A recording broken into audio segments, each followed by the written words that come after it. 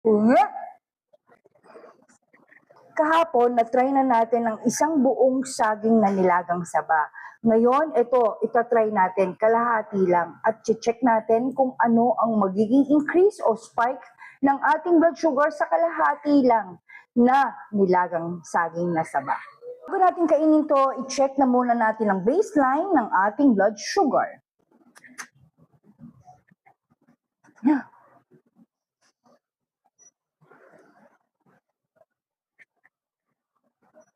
117 as of 10:14 a.m. Ito yung saging na saba na mahihinog pa lang bago ko siya nilaga. Kakainin lang muna natin to and then babalik tayo after an hour para makita kung ano ang magiging galaw o magiging spike ng ating blood sugar sa kalahating nilagang saging na saba.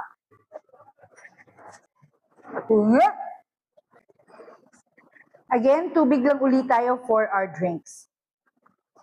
Mipos na ang isang oras, i-check na natin kung ano ang nangyaring spike o galaw sa ating blood sugar ng kalahating nilagang saging na saba.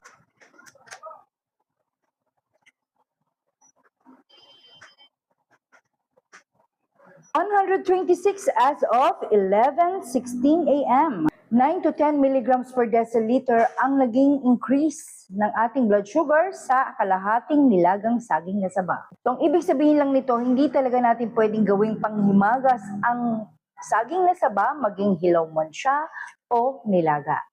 Pwede natin siyang gawing merienda pero hanggang kalahati lang tayo. Sana nakatulong ang content na to sa mga mahihilig sa saging na saba. That will be all for my today's journey. See you all tomorrow for my tomorrow's journey. Bye!